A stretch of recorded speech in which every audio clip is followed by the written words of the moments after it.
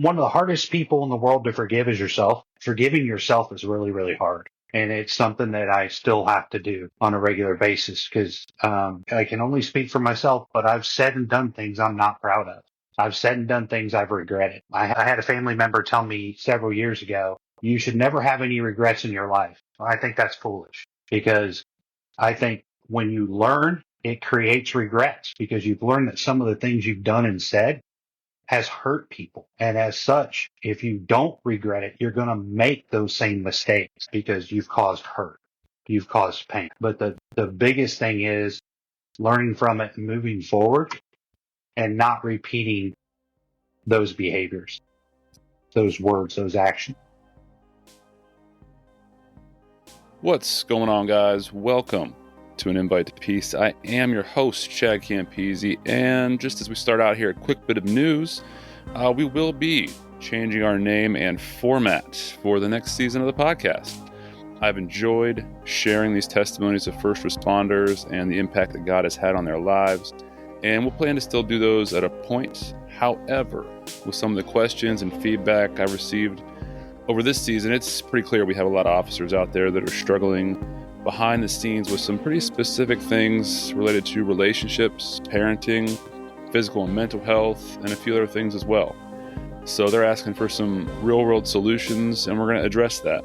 It seems only fitting to jump into that directly and as best we can for the next season and use that time and resources to hopefully stop some bleeding, if you will, for officer terms and get some officers back on track.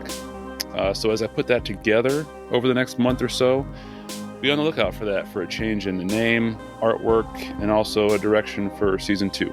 More info on that next week.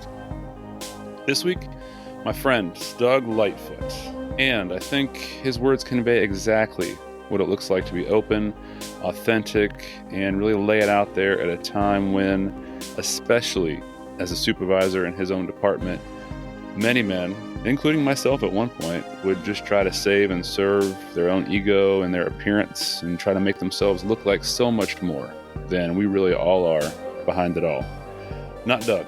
And hopefully as we touch on things like the hardest person to forgive, how important mentors are, not only to kids, but to men as well, and the only way you can really know who you are, his words will inspire you to let go of that mask you wear, if just a little bit, and to enjoy some peace in just being honest about who you are and where you are at this moment and experience we all call life. Doug Lightfoot. Doug, how are you, sir? Doing well. And yourself? I'm good, man. I'm good. I appreciate it. Excellent. We go back a long time. Long time. You're a few years older and wiser than I am, so we're going to get some wisdom tonight. I appreciate that. What do you think? You ready? Yeah, I think actually the first time we met, wasn't it at a class at Columbus State? Didn't we have a class at Columbus State together? Oh, man, that was a long time. What was that, 23 years ago? 24? Yeah. 24 years ago? We had a class at Columbus State together. And then we both worked at another department together for a short period of time. Yeah, that was a while. Okay. Mm-hmm. Well, speaking of that, we'll jump right into it. So talk to me. So, right. Police officer. Yes, sir. Father. Supervisor. Husband. Lots of things can be said about you and I and all the men and dads and moms out there. Lots of labels can be used. Behind all that, as far as I know, I can throw in Christian as well. And so I'm kind of curious for tonight's conversation, in the midst of all of those things and all of these years that we say we go back, what are, if I said, top 1, 2 failures or questions in the midst of all that in regards to faith and those years and those labels, what would be the top couple that come to your mind? Struggles, questions, doubts with faith and that kind of thing. So before I answer the question, there's a very important label I want to hit. Oh, okay. Grandfather. Very nice. Yeah, I have 2 grandkids, and I spent some time with them this past weekend, and there's just, I love being an uncle, I love being a dad and a husband and everything else, but being grandpa, just hearing your grandson yell, "Grandpa," it's just awesome. Does it make you feel old? No. Old 2 of the greatest men three of the greatest men I've ever known were called grandpa. Okay, so, very nice. Yeah. So lessons learned. I'd say probably the lessons learned is that God has never given up on me, even when I've given up on myself. Um, I, ca- I came to know Christ at 15 years old. And while I know I gave my heart to the Lord that day, I didn't understand the relational aspects of faith. And I eventually drifted away and uh, ended up divorced uh, after my first marriage and hit some really low points. So low that there were times I hoped I wouldn't wake up. I wasn't suicidal. I wasn't trying to kill myself, but there was more than one time that I hoped I wouldn't have. I didn't want to wake up. Um, If I could and stop you there real quick, yeah, what's so 15 years old coming to Christ or coming to know the Lord, what does that actually look like for you? Paint that picture for us. What is that? Is that just sure. kind of like a Sunday call to the altar? Is that a Yeah, lifestyle? What is that? it was an altar call at Oh, a, a youth choir event. Actually, my sister was in the youth choir. I ended up also joining the youth choir, and we traveled all. We lived in South Carolina at the time. We traveled all over the state performing, and really enjoyed it, and made some good friends. And then my dad's job transferred us back to Ohio. It was actually the second time we'd lived in Ohio. My dad's job transferred us every 2 to 4 years oh my. from the time I was 6 years old. So it it moving up here to Southern Ohio, or actually it was Southern Ohio where we were living at. Um, I did get plugged in. Eventually, got plugged into another church down there. But the part that I was missing most in my life was understanding that God really wanted a relationship with me. And like I said, when I went through my divorce, I reached some really low points. I had two daughters that I wasn't getting to see. There were times where I just cried myself to sleep because I missed them so bad. Um, when What everything was said, but what did, if we could just go back before we get too far, the divorce, as far as the first marriage, what did that look like faith wise? Was your wife a believer? Did you guys go to church? Did you have a faith together? What did that look like? yes, but it was a time when I was really giving up on myself, and there were a lot of struggles. We're sometimes our own worst enemies. Um, We and as in men, as in man, cops, as in a well, I wasn't a police officer then, so oh, gotcha. Okay. uh, it's a men. Men, we put incredible burdens on ourselves. We put unrealistic expectations on ourselves. With unrealistic expectations in life. Um, I had a couple. One life punch that kind of hit me. I had no intention of going to college out of high school. I wanted to join the military. I come from a military family. Every male member of my family on both sides have served in the military, except me and one of my cousins, and we were both medically disqualified. And because of that, that hit me because I had no plan B, and I struggled with that mightily. I struggled with it a lot because my plan was to go in the military, and then I had these. Then I had delusions of grandeur of being a pro fighter, Oh, and that did not work out. we talking like And boxing or ultimate fighting or what?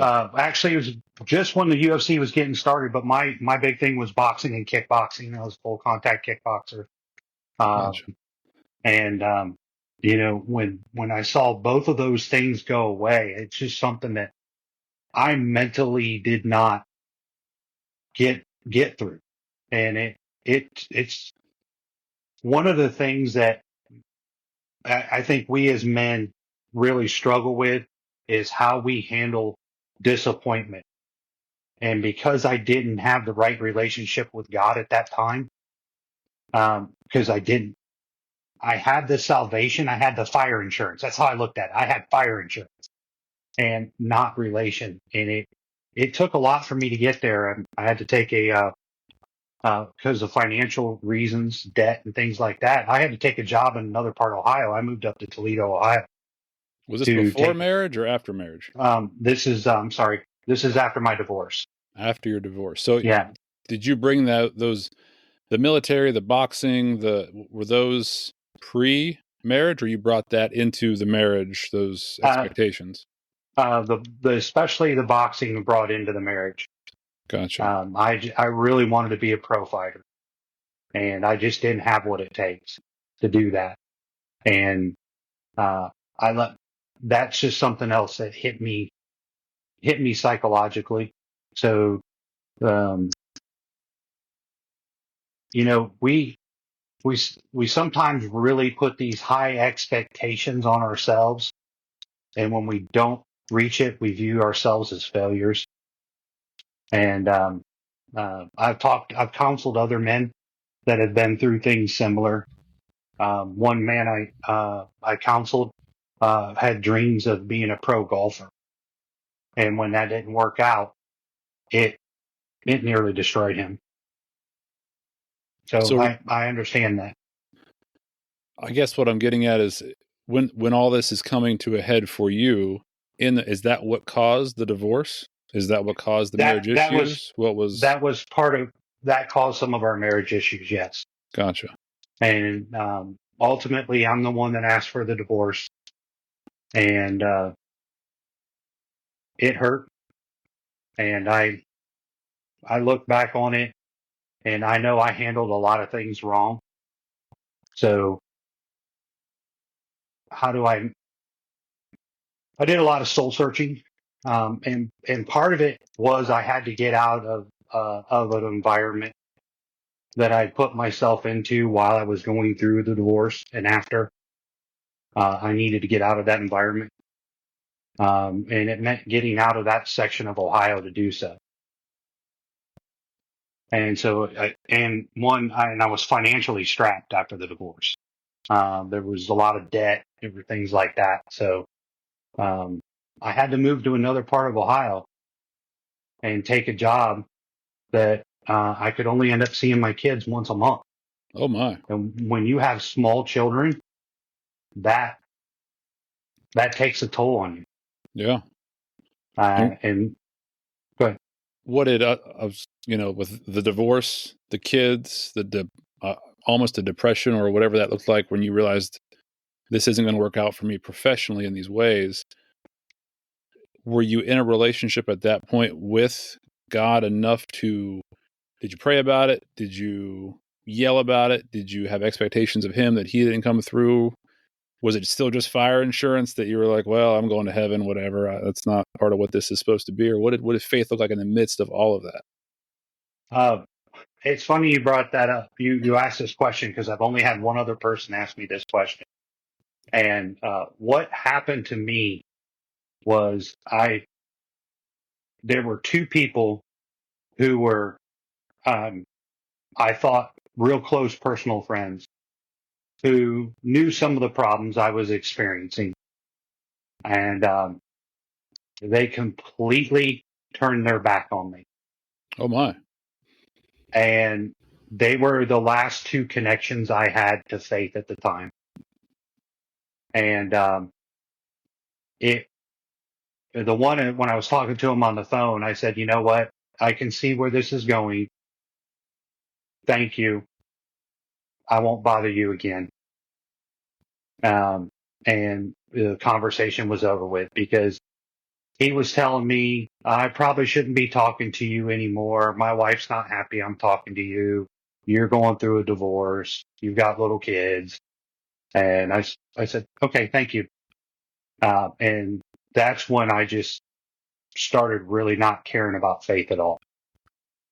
Do you think that was because was that because of a church that you guys went to, or a faith perception, of how it's supposed to be if you're a Christian, that he saw kind of your life unraveling behind the scenes and thought, well, this guy isn't doing what we're supposed to do or look like as a Christian? Is that why he would have turned his back on you, or what? Yeah, I think so. I think it's both of those. You know, I heard somebody say recently that the person standing next to you, you have no clue what's going on inside them. And that's where I was. And when I tried talking to a couple people that I was close to, they didn't want to talk about it. And you know who actually gave me the most counseling, faith-based counseling, if you will, were non-Christians. Really?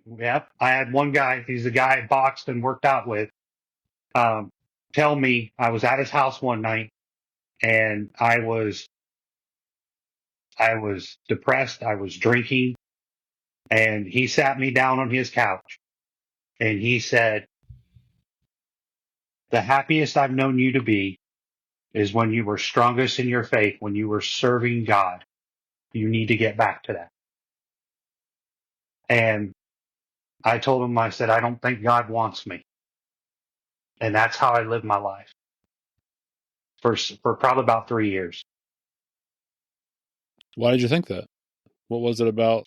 My sin, the fact that I asked for the divorce, I ended up before the divorce was final, I ended up in a relationship I shouldn't have been in.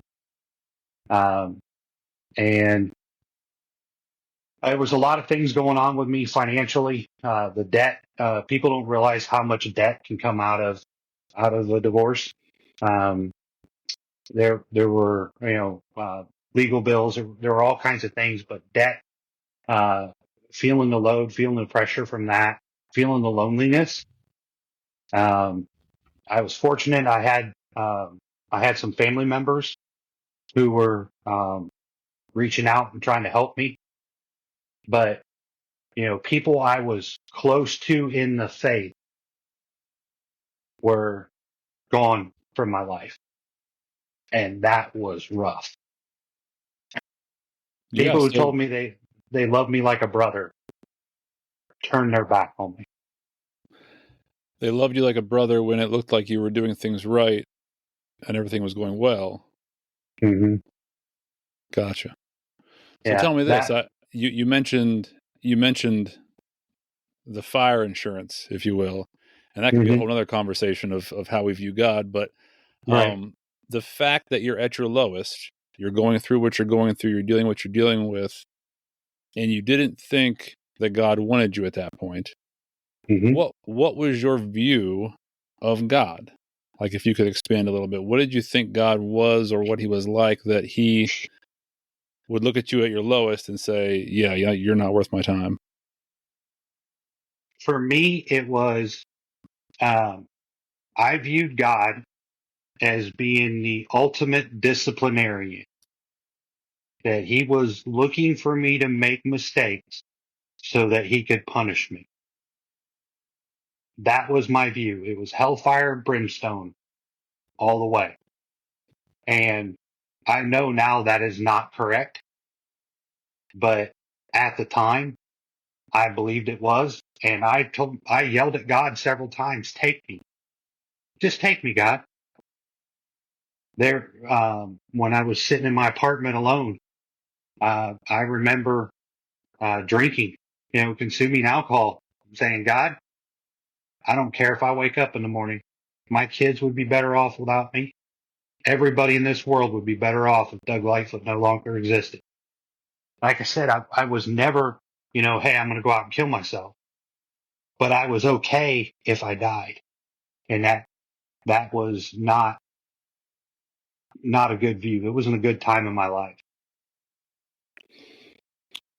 The guys that you talked to that you said turned your back on you. And a big reason why I'm getting into this, and we're kind of going in a little bit of a different direction with the podcast, just more focusing on God and the church and that kind of thing, is, Mm-hmm. I mean, obviously that, I don't remember what I saw last week. It just hit me that a majority of people outside the church view the church as in a not a good light, in a hypocritical light, No. and that kind of thing. And Mm-hmm. so I just remember reading that and thinking, why? And just going through my own thoughts of all that could be. But then again, with you in your worst times, thinking God is a certain way, church people turning their back on you, is that something that whatever church you were a part of at that time taught, or what you got out of that? Or is that just something you think maybe from 15 or 6 to 15 or whatever that looked like for you then? That's kind of the view that was incorporated into your perception. Uh, oh, wow, that's a very complicated question because I think it's more of a combination. Gotcha. I do think that there are some, especially old school, for lack of a better term, we hear that a lot in law enforcement, old school. You know, there are some old school churches and Oh, old yeah. school pastors and old school that you know that view they have such a legalistic view of what the Bible says of Jesus's words that um, they are quick with condemnation. And I'll tell you, there was a time in my life I was quick with condemnation also. Oh, yeah. I've been And there. um, so, you know, there's an old Ray Stevens song called the Mississippi Squirrel Revival. You remember that song? I don't, and I'm wondering who in the audience would remember that song. I don't know, but Well, maybe somebody. Look it up. Um, in that song, he says, "There in the very front pew is Sister Bertha better than you," and that is part of what I experienced. There was a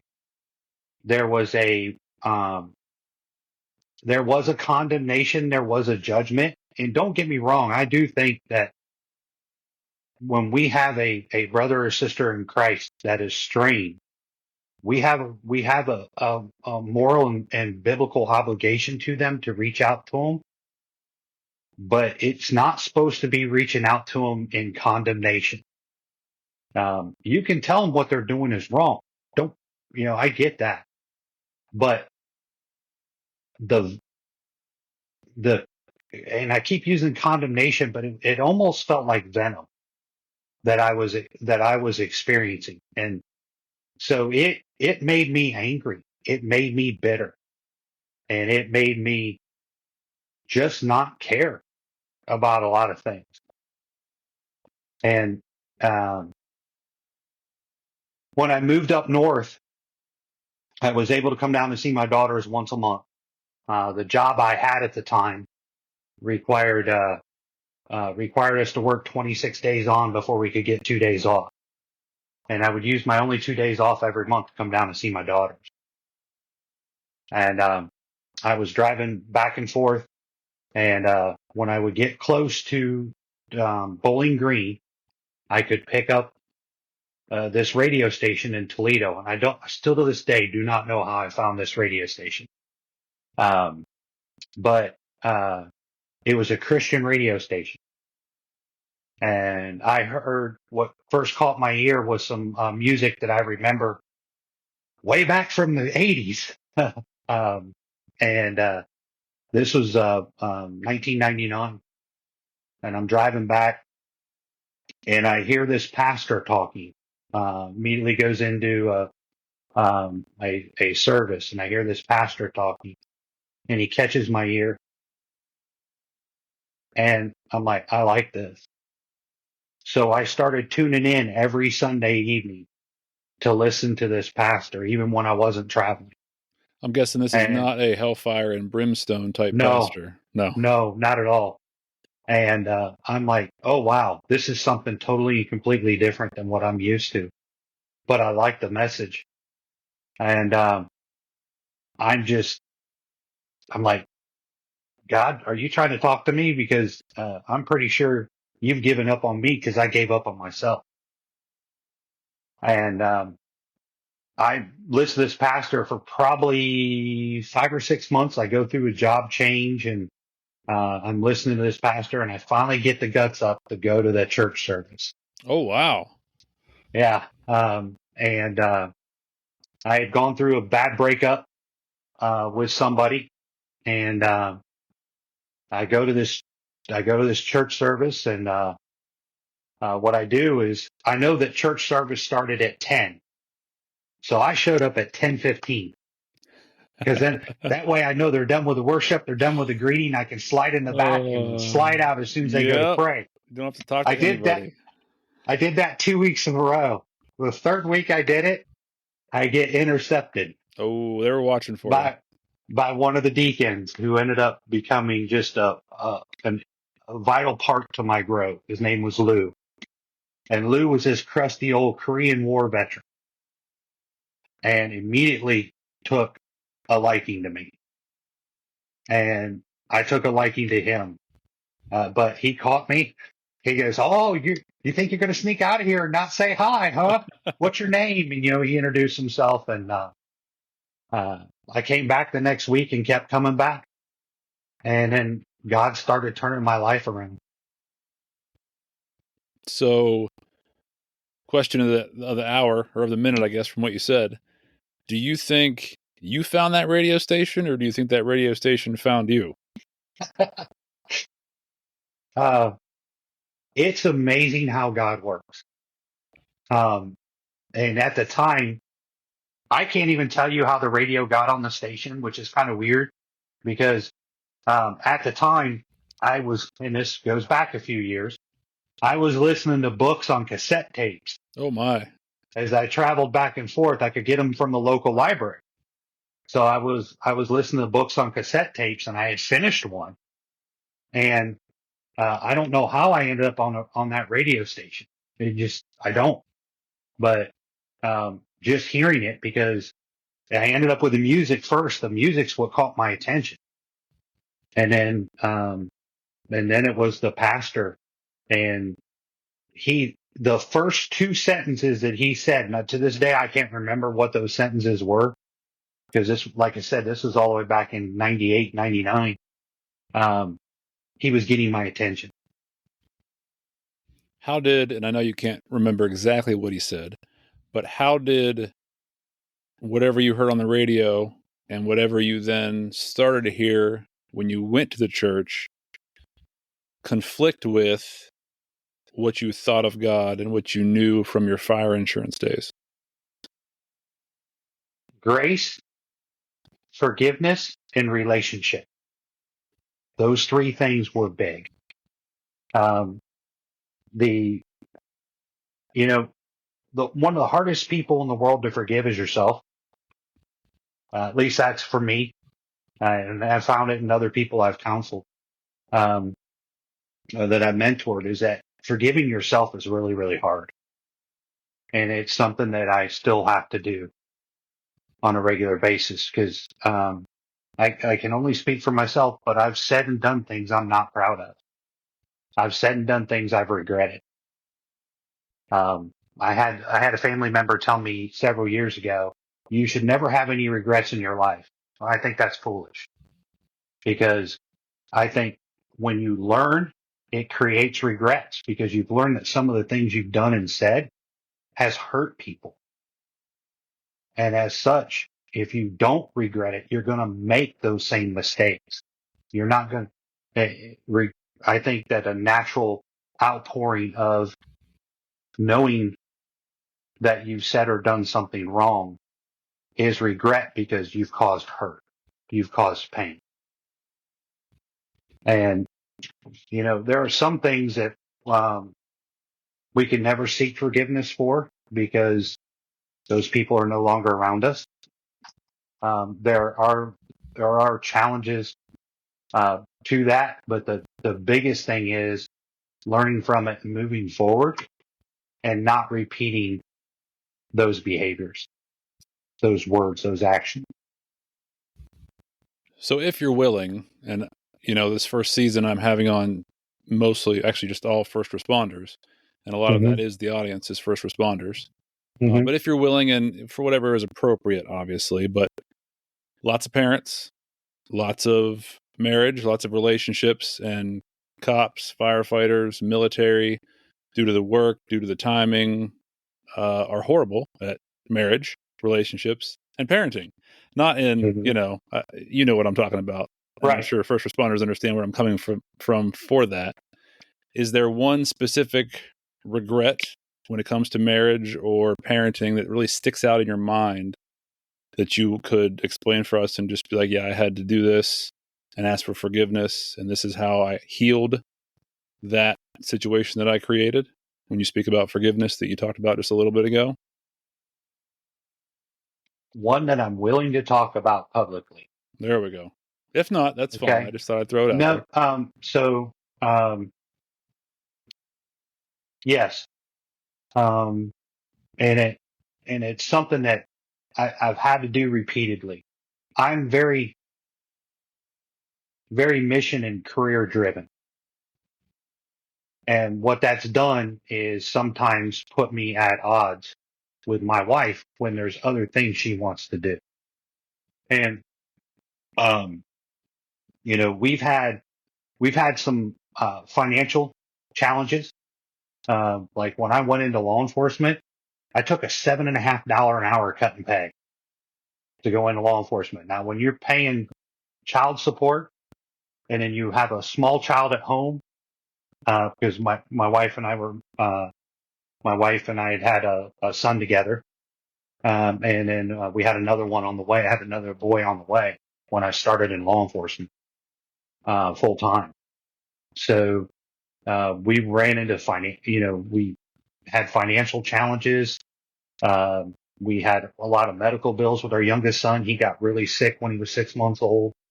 So a lot of that stuff, I've had to go back and tell my wife, I'm sorry I was absent because I focused so much on trying to do the things I wanted to do in my career and then take care of the family financially, working special duty and overtime. We were a single income family for a while because of this. I had 3 years in a row where our medical bills were so much we could deduct them off our taxes. So That's a lot. That's a lot. Yeah. Our youngest son got RSV when he was 6 months old, and we went through Children's Hospital, which those people there are near and dear to my heart. Children's close to home, ERs or urgent cares, and doctor's visits. So we went through a lot, and that's been my biggest regret. And I'm constantly apologizing to my wife for it because I know and and she's wonderful. We just celebrated 25 years this past December. Oh, congratulations. 25 years. And you want to talk, first of all, I so outkicked my coverage with her. That's first and foremost. And second of all, she's such a blessing. She's been through a lot. She loves my daughters from my previous marriage as if they were her own. We have two wonderful sons together. We've experienced a lot. She has been my rock, and I'm so thankful for her. Okay. Well, so let's talk about how we got there. So we're driving home, radio station, church, not loving God, not loving ourselves, not in a great place. Start that uptick. Where does that happen? Just from starting at this church, then I take it, or what's the next step? Yeah. So I was at this church, and at the time, I played a lot of softball. I love softball. I was actually pretty decent at it.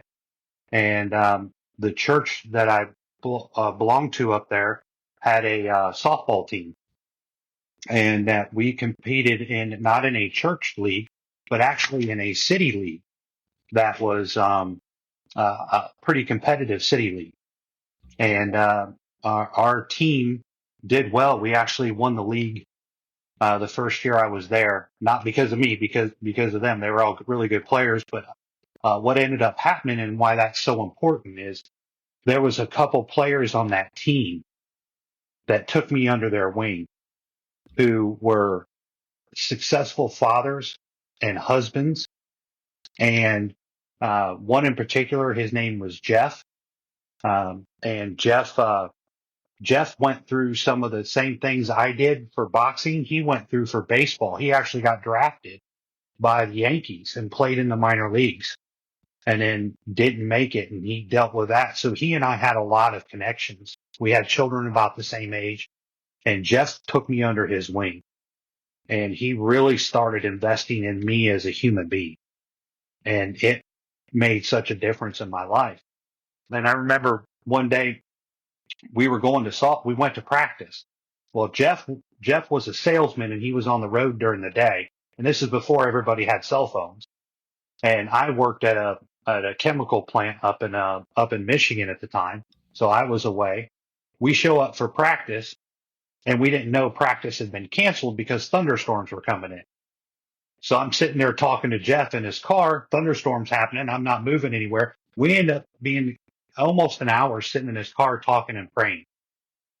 And I remember Jeff telling me, he said, what is it you want in life? Where do you want God to lead you? And I said, there's two things. One, God's put it on my heart. I need to make a change and a change in my career. And that change is to go into law enforcement. That's one. The second thing is, it is the desire of my heart to find a woman to spend the rest of my life with. So that is what we prayed about that day. About 2 weeks later, 3 weeks later, I go on a Saturday morning, get up early, and go to a new membership class at this church. And I see this beautiful young lady sitting in the back. And I start talking to her. She does her best to get away from me. And I'm like, okay. A couple weeks later, I'm sitting at a Wednesday night service. I don't know anybody at this Wednesday night service. I don't know a single person. And I'm sitting there thinking, it'd be great if Ellen walked in here. Guess who walked in? She did. I'm guessing And Ellen. I'm the only one there she knows. So we end up sitting and talking. And then afterwards, after the service, I asked her to go out and grab a bite to eat. She does. We go out on our first date that weekend, and we were married 7 months later. Wow, that was quick. Mm-hmm. So And if you know, you know, huh? You just know yeah, at that if point. you know, she had been married once before. Also, she didn't have kids. I did. But while we were dating, we were about 3 months out or 2 months out from getting married. We were driving down to Southern Ohio to see my daughters, and she asked me. We're driving. We're coming down 71 right through the center of Columbus. I remember this plain as day. We were by Broad Street, and she said to me, "Have you thought about becoming a police officer in the Columbus area so we could be closer to your daughters?" And I'm like, "Yeah, I thought about it, but I wasn't sure you'd want to move down here." She goes, "Absolutely." She said, "We're getting married. We're going to be together, and we need to be closer to the girls." And we got married a short time later, and then we ended up moving down here to Central Ohio. Wow. So it sounds like, correct me if I'm wrong, or you can push back a little bit if you want, but it sounds like the experience you had at the old church when you were at your lowest and people would talk to you or turn their back on you and move away and you felt condemned was a complete opposite experience that you had at the new church when you weren't in such great a place and people brought you in and talked to you and mentored you and showed you grace. Kind of two different pictures of what it looks like to be the hands and feet of God. And the crazy part about it is the two churches where this happened, same denomination. Oh, same denomination, but tell me this, was one generationally much older and one generationally much or a little bit younger? I always wonder if age takes a big part in that or not. No, for the pastors, yes. For the previous one, the pastor was generationally older. But congregation wise, I would say the age variances were the same. Only thing is the one in Toledo was about 3 times bigger. Interesting. Mm-hmm. Okay. All right. So you meet Ellen, who clearly is the hands and feet and words of God at this point in your life. Yes, we're going to this church. You're doing, as far as law enforcement is concerned, how did you end up actually getting that full-time spot that you had wanted so bad? So when I came down here, friends of mine from that church, Bob and Brenda, Brenda had a brother that worked for the Columbus Police Department, and I was coming down to take Columbus police test. So at the time, they did an introduction for me over the phone, and I met up with Brenda's brother, spent some time with him, and he's like, "Yeah, Columbus Police is a great place to work." Now, mind you, this is around 2001. Yeah. Well, 2000, 2001. He said, "Columbus is a great place to work, but hey, there's these other agencies I want to tell you about." And he told me about some other agencies. And so um, I went and applied with the one he recommended the most. And they told me that they wouldn't hire me unless I was already certified. It's not like it is today where everybody's willing to put you through the academy because we're having trouble finding qualified candidates. At the time, the first time I took the test for this agency, there were like 300 people and there were 1 or 2 openings. So they put a hiring freeze on. So they said, we're not going to hire anybody. I went and got my certification. I went to, I left Columbus State and went to Eastland Police Academy, got my certification. I worked at the same agency with you for, you were there a shorter period of time. I was there for 1.5 years and got on with my home agency full time. And as of next month, it'll be 21 years with that agency. Very nice. But some funny things on how God works is that when I was trying to move back down here, I obviously didn't have a police job at the time. And my background in the civilian world is in electrical and automation, working in factories. And there was a company I tried to get on with before I moved to Toledo. And they said they wouldn't hire me unless I had certain experience with certain types of instrumentation controllers. Well, when I was up north in Toledo and in Michigan, I got that experience. When we decided to move down here, I got a Columbus Dispatch paper, and in the want ads, people today don't know anything about that, right? Yeah. Right. But I got the Columbus Dispatch paper, got the want ads, and there in the skilled trades and industry section, that company was advertising again. I called up the recruiter who did the search for them. Recruiting company ends up being the same recruiter that I talked to 3 years prior. He remembered me. He got me a job interview for the next day, and I got hired by that company the next day. Oh, nice. So, how God works, and as my wife and I were talking, this showed us we were moving in the right direction of where we needed to be. Yeah, the dominoes are falling. I ended up working for that company for 4 years. The last 1.5 years of it, I was also working at that other police department as a reserve officer. And what's wild is, I go into the police academy. I'm signed up in 2001 to start the academy in January 3rd of 2002. Well, my wife and I's oldest son was born in November of 2001. So I now have a newborn. I'm working 48 hours a week average at my regular job, and I'm going to a police academy 30 hours a week. Obviously a lot of stress, but once again, I point back to my wife. She's up for sainthood for putting up with me and everything that she's experienced in this journey. Well, so let's get into that a little bit. So we're on kind of the trajectory up out of where we were with the divorce and the fire insurance and that old church. We're in a new church. Actually, you're probably leaving that church coming to Columbus, I'm assuming, right? Yep. Okay, I came down here to a sister church to that one in Toledo. Gotcha. It's one that I actually helped. I was part of a construction group out of the church in Toledo, and we had sponsored the one down here and did some construction work there. So that's the church we started out attending. Gotcha. So Ellen is your rock. Ellen is awesome. Ellen is the hands and feet and voice of God. And then we jump into law enforcement. And so I'm Yep. curious. Again, I know you know me. I know lots of cops, man. I've been in this a long time. I've almost ruined my own marriage. I've been there, done that. What does it look like now having a stronger faith, having a wife that you're proud of, love, know that your forever wife, and also now jumping into law enforcement and having a completely different view of life? If that's the right way to Uh, put it, I guess. yeah. So, a couple of things, a couple of challenges.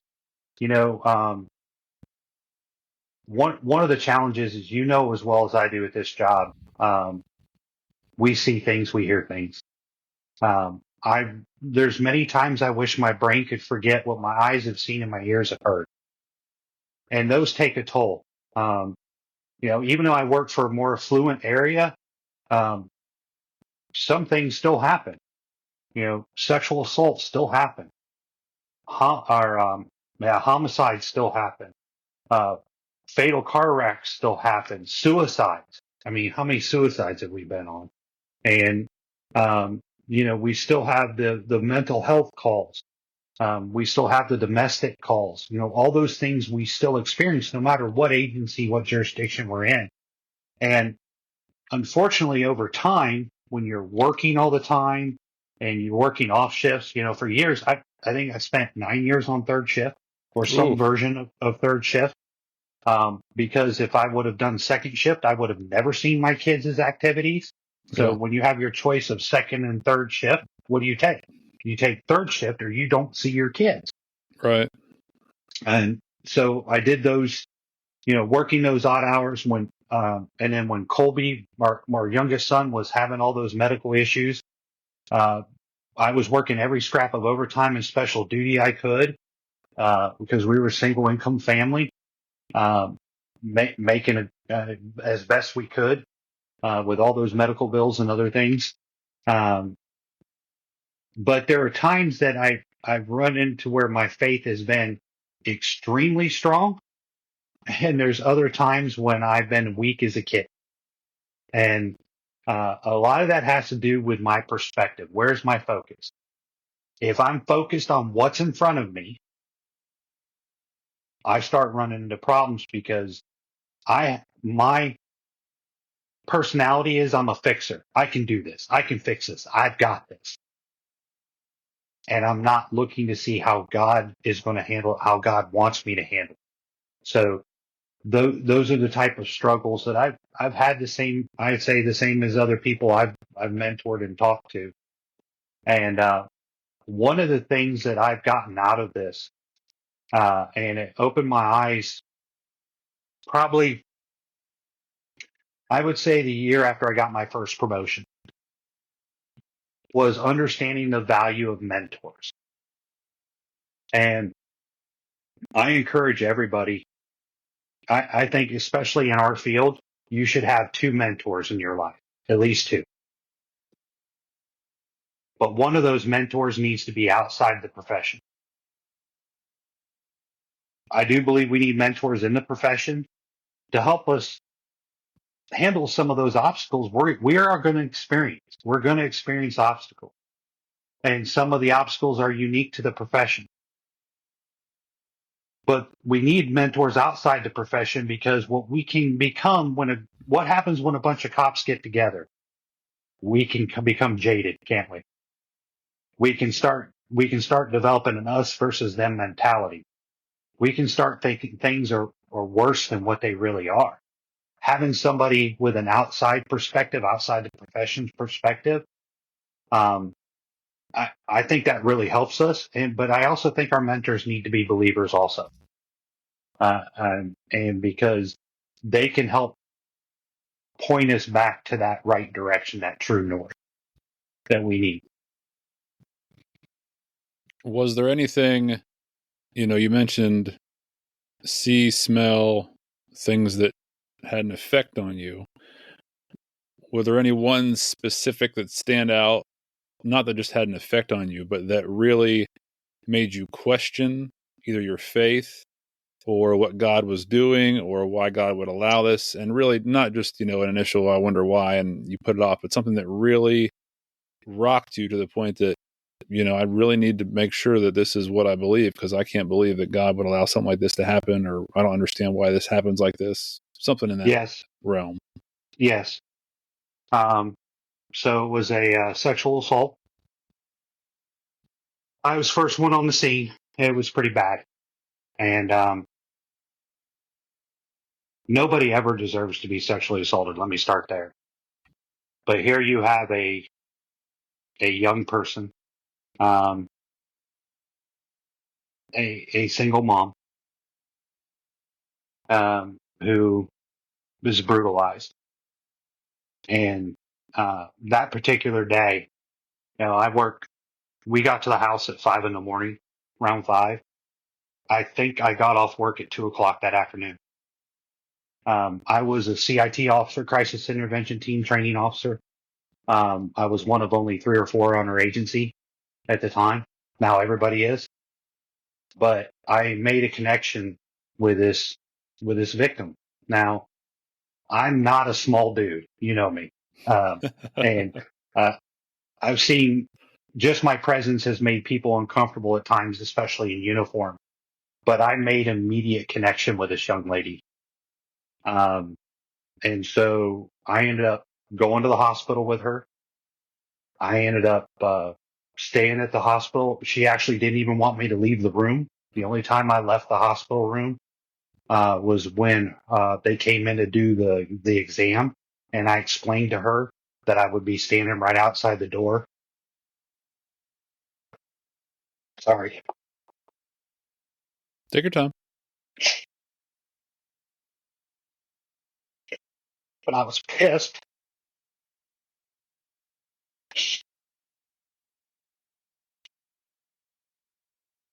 And I had trouble sleeping for a couple weeks.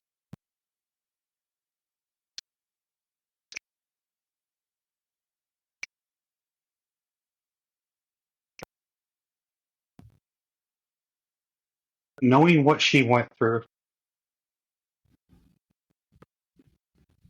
and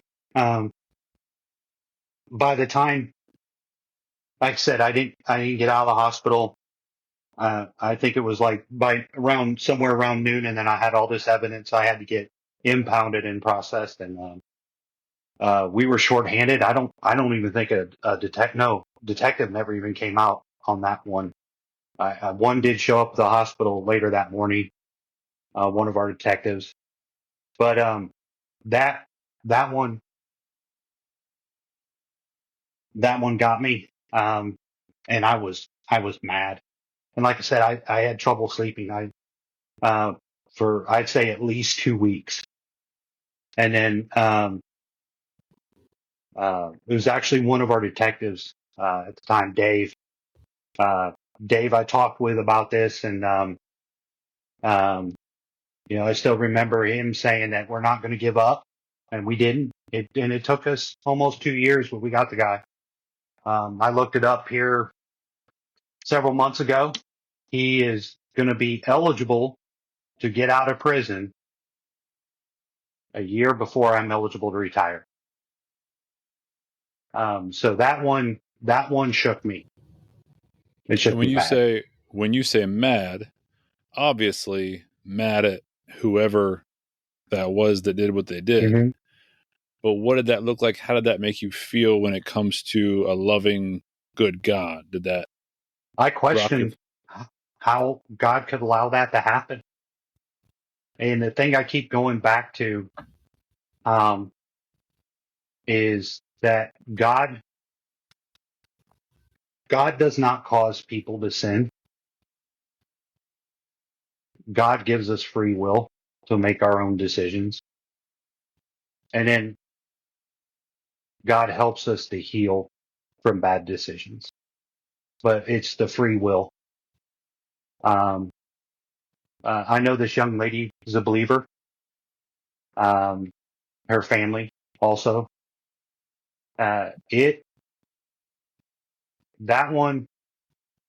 that one took a toll on me. Do you know? Obviously, they're believers. Did you know that because of when you were on that call with them? Have you kept in touch with them over the years and you realized that they told you So and shared that with you, or? they shared it with me at the hospital, her and Oh, her okay. parents both. Um, she's a young single mom.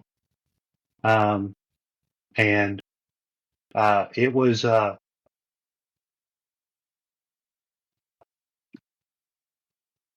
how she handled herself, and how her parents handled themselves out of this. You know, as a dad of daughters, I couldn't imagine, you know, being Yeah. a dad having to come to the hospital because your daughter's been raped. I just couldn't imagine that. And the grace, the love, the compassion that they had for each other, and then it extended to me, and I didn't even go through it, but extended to me, helped actually helped me. And then later on, I teach. I'm one of the women's self-defense instructors for our agency. And while I'm not a regular instructor now. I'm more of a backup in my current role. Um, Several years later, this young lady came through our class when I was one of the teachers, and she talked to the class about it. Just true. She was not a victim.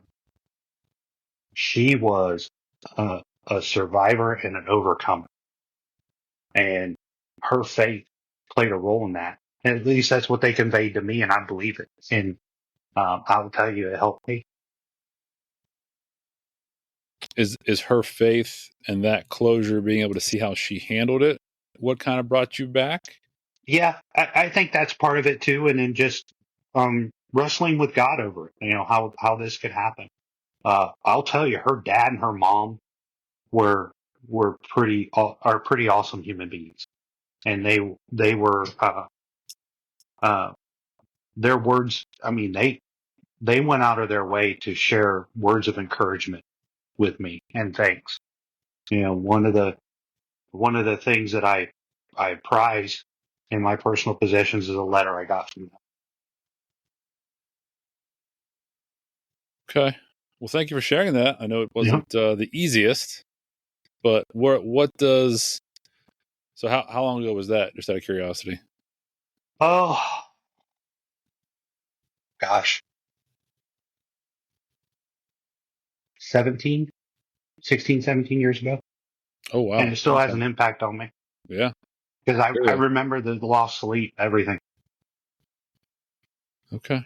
Well, take us to kind of, we're coming up on your hour, so I want to be respectful of your time here. What Okay. does faith look like these days? After all of that, after the medical issues, after dealing with third shift for 9+ years and getting promoted and having to apologize to your wife and ask for forgiveness and kind of seeing kids from a different marriage and trying to make that work. What do these days look like?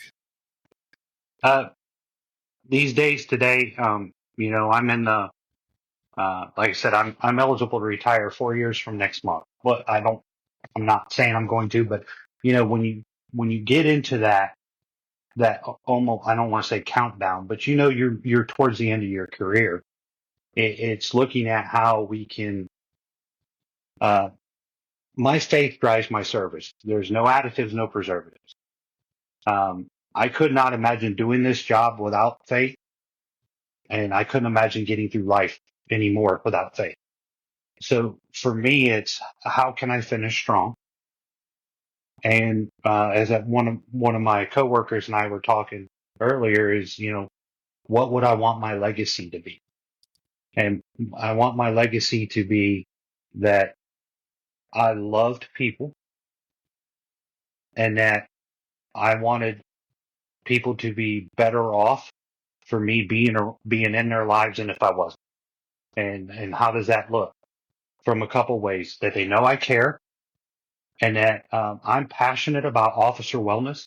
I'm very passionate about that through peer support, through um, mental wellness check-ins, through we're working on a fitness program for our agency. So that's what I would like my legacy to be, is in the area of officer wellness, and equip officers to be able to handle 25, 30, 35 years in this profession that is not glamorous. And sometimes the very people you help today will vilify you tomorrow. And how do we meet that challenge? How do we meet that through our lives and love our families well? So that's what life and probably the future looks like for you as far as passion and desire, work wise and life wise. How about faith? Where are we at with that? With faith, Yeah. with faith is always growing stronger in it. I've read a couple books that have really impacted my life outside the Bible, and one of them is called Living Fearless by Jamie Winship. And what he challenges us to do is live out the identity that God created us with. It's learning what your identity is, your unique identity that God created you, that only you can fulfill, and living that out. For me, I know I'm a guardian equipper. And what I mean by that is I have a passion for training, equipping, and helping others. And in my faith, like I was a men's small group leader for 12 years at a church, and I've enjoyed that. I've moved on to something else. There's a group of business leaders, business and faith leaders that I have been a part of. We're looking at the next way we can impact others for the kingdom. So that's exactly how that is yet. I don't know. I also serve as a volunteer with a faith-based safety company that we've gone and done mission trips. So I definitely see that in my future, more mission trips, possibly one coming up later this year. And seeing how God uses what I've been able to learn in public safety and what the next steps of that would be. There is that famous quote. I think somebody might correct me if I'm wrong and get it. I might get this wrong. I think it was Mark Twain. 2 most important days in a man's life: day he's born and the day he figures out why. Yeah. And it sounds like you figured out why. Yeah. Now, I guess my I think question so. is, did you figure out why, or do you think God led you to your why? I think God has led me to my why. And God speaks to us in a variety of ways. He speaks to us first and foremost through his word. And he also speaks to us through creation. But I also believe that God speaks to us through other people. And what I have found is that over the past year, especially, God has brought some significant people in my life, actually the last 2 years.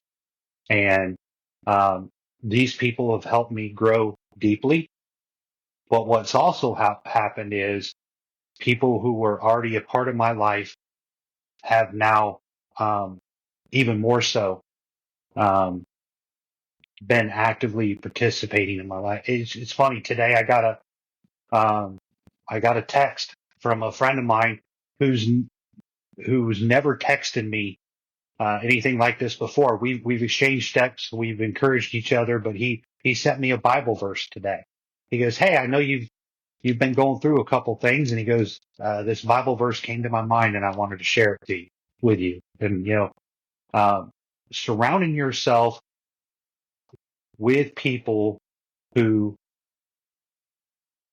want to see you succeed, who want to see you grow, who care about you at a very deep level, not a superficial level. God has brought those people in my life, and they've been really showing up exponentially the last few years. And I think that's prepared me for challenges, and also to make me better. Because I told my wife when she agreed to marry me that I'm a continuous improvement project.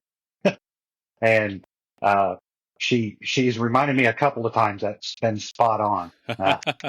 But surround surrounding ourselves with people. You've probably heard it too. and I first learned it from my dad years and years ago. Show me the 5 people you hang around the most with, and I'll show you what your future looks like. Yeah. And he was right. The time I hung out with people who got in trouble, I got in trouble. But fortunately, God's brought some amazing people in my life, especially, like I said, over the last 6 or 8 years. There's been more and more. And I'm blessed. I'm uber blessed. You actually make me feel old because I just told my daughter and son that too. I think I use that quote often. So, Yep. same thing. Well, Yeah. so in that same vein, obviously you're local. We're local to Columbus. Is there anybody, a certain church that you want to shout out that has been a big part of your life currently? That is a great place that you would say, hey, if you're looking, whatever, come on over here. It's a great atmosphere, environment, leadership, all that kind of stuff. Yeah. My wife and I have actually, we moved out of the Columbus area. We're south of Columbus now. And we started attending Grove City Church of Nazarene, also known as the Naz. Yeah. And we've been there for 2 years now, and we really like it there. I serve on the safety and security team there, ministry. We just volunteered for another ministry opportunity that deals with foster families, coming alongside foster families. So, yeah, I love the Naz. We help out with the youth group, and that church is as wonderful as a blessing. I'm assuming compared to the fire and brimstone church of old, this church is more grace, leadership, forgiveness, that kind of message, and people that you can be more than surface level with on a Sunday or in groups or whenever. Yeah, and it's the church we were at, we grew exponentially at that church, and then here now we're experiencing it even more. Yeah, you'll get people who accept you where you are right now. It's not where they think you should be. They'll accept you where you are right now, and that's what I really appreciate. And I know there's more churches around Central Ohio that will, and that's what I got when I at the one in Toledo, was they accepted me where I was. They accepted me as an imperfect, broken vessel, and they helped me to grow. I mean, I threw out a few names of the people that I've been gone from there we moved down to Columbus area in 2000. So I've been gone from there for 20, 25 years. And I still remember their names. They left that much of an impression on me. Yeah, it sounds like that was a giant reason for your turnaround. It was. Okay. 100%. Cool. Well, is there anything, I kind of let these flow as they go. So is there anything you had in mind? I know you had a couple things we talked about in first that I didn't get to that you want to throw out there before we end. Any kind of... No, I think we've covered it all. I appreciate you doing it. I love your podcast. When you first told me about this idea, and and then we talked with Aaron, made that connection with Aaron. I love what you're doing with the podcast. I think it's needed. I've listened to most of the episodes. I can't say I've listened to all of them that you've done so far. Oh man, sorry, I haven't done all of them. Hey, and I listen to a different podcast almost every day. Gotcha. So, and some of them are pretty long. But I think it's a good space in that one of the things I think we need to be careful of as first responders is we sometimes eat our own. And what we need to be doing is putting our arms around people, and especially in this profession, and saying, look, yeah, things seem tough right now, but God has a plan. And, what can I help you to do? Or can I point you to somebody who can help you? And that's why we do peer support, right? We do peer support so that, we're an ear. And if somebody needs something more than a year, we can point them to resources. And I think we need to be doing that with our Christian brothers and sisters too. All right, man. On that note, we appreciate you coming on. Thank you, sir. Appreciate the honesty and openness and authenticity, because that's what certainly we're looking for when it comes to God, church, religion, faith.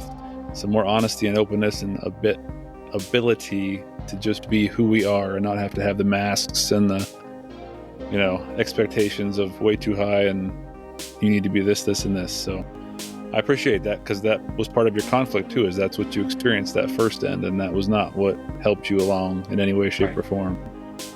All right, Doug. Have a great night. Thanks, sir. We'll see ya. See ya. All right, guys. I'm going to keep it short and sweet from here on out. Thanks again to Doug for coming on, for being honest, for being open. Especially, just shout that out, Doug being a supervisor at his department. You don't see that kind of honesty and vulnerability a lot of times with supervisors in certain instances, but thanks to Doug for being able to come above that and just be honest about who he is, what he's gone through, and where he's at now.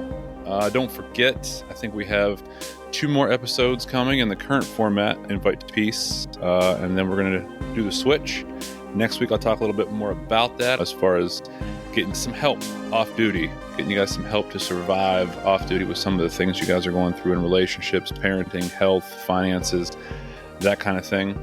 If you want to get a hold of me, as always, I'm on LinkedIn, Facebook, Instagram, and the best way is probably to send me an email at chad.campese@gmail.com. Again, my last name is spelled Campese. Links for that email address are in the show notes if you need them. And until next time, guys, I will catch you on the other side.